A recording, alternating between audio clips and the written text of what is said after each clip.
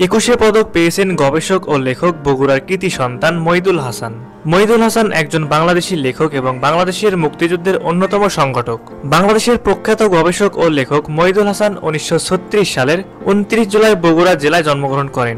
শৈশবকাল কেটেছে সেখানেই, যেখানে তিনি দ্বিতীয় বিশ্বযুদ্ধের প্রভাব, 50-এর মন্বত্ব, সাম্প্রদায়িক দাঙ্গা এবং ভারত বিভাগের মতো ঐতিহাসিক ঘটনাবলীর প্রত্যক্ষদর্শী ছিলেন। ঢাকা বিশ্ববিদ্যালয়ে 1956 সালে ভর্তি হয়ে মইদুল হাসান সমাজ, ইতিহাস ও দর্শন বিষয়ে গভীর আগ্রহী হয়ে ওঠেন। বিশ্ববিদ্যালয়ে অধ্যয়নকালে তিনি শিক্ষার আনুষ্ঠানিক পরিসরের বাইরেও বিভিন্ন বিষয়ে জ্ঞান অর্জনে মনোযোগী ছিলেন। বিশেষ করে পূর্ব বাংলার অর্থনৈতিক ও রাজনৈতিক পরিস্থিতি সম্পর্কে তার গভীর পর্যবেক্ষণ তাকে ভবিষ্যতে একজন প্রাজ্ঞ লেখক ও গবেষক হিসেবে প্রতিষ্ঠিত করে। ঢাকা বিশ্ববিদ্যালয়ে অধ্যয়নরত অবস্থায় 1960 সালে তিনি দেশের অন্যতম প্রধান দৈনিক পত্রিকা ইত্তেফাকে সম্পাদকীয় লেখা শুরু করেন।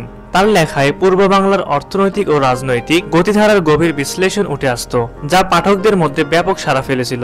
সাংবাদিকতা থেকে অবসর নেওয়ার পর তিনি 1971 সালে প্রবাসী মুজিবনগর সরকারের প্রধানমন্ত্রী তাজউদ্দিন আহমেদের ঘনিষ্ঠ সহযোগী হিসেবে দায়িত্ব পালন করেন। এ সময় তিনি মুজিবনগর সরকারের পক্ষে ভারতের উচ্চ পর্যায়ের নীতি নির্ধারকদের সঙ্গে আলাপ আলোচনায় গুরুত্বপূর্ণ ভূমিকা পালন করেন। মইদুল হাসানের সাহিত্যকর্ম মূলত বাংলাদেশের মুক্তিযুদ্ধ ও রাজনৈতিক ইতিহাসের ওপর কেন্দ্রীভূত। তার উল্লেখযোগ্য গ্রন্থসমূহের মধ্যে রয়েছে মূলধারা 71। এই গ্রন্থে তিনি মুক্তিযুদ্ধের সময়কার রাজনৈতিক, সামরিক ও কূটনৈতিক প্রেক্ষাপটের বিশদ বিবরণ তুলে ধরেছেন। এটি মুক্তিযুদ্ধের ইতিহাসে একটি গুরুত্বপূর্ণ দলিল হিসেবে বিবেচিত হয়। শব্দের পদ্মফুল, এটি তার একটি সাহিত্যকর্ম, যেখানে তিনি শব্দের মাধ্যমে সমাজের বিভিন্ন দিক তুলে ধরেছেন। গবেষণা ও সাহিত্য ক্ষেত্রে অসামান্য অবদানের জন্য মইদুল হাসান 2025 সালে 21শে পদকে ভূষিত হন। এই সম্মাননা তার দীর্ঘদিনের পরিশ্রম ও দেশের ইতিহাস সংরক্ষণে অবদানের স্বীকৃতি। মইদুল হাসান তার গবেষণা ও লেখনীর মাধ্যমে বাংলাদেশের মুক্তিযুদ্ধের ইতিহাস সংরক্ষণে গুরুত্বপূর্ণ ভূমিকা পালন করেছেন।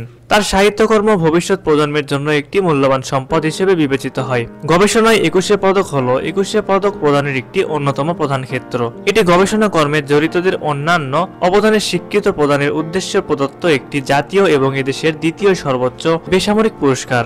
মইদুল হাসানের সবচেয়ে জনপ্রিয় এবং বহু উল্লেখিত বই হচ্ছে মূলধারা 71।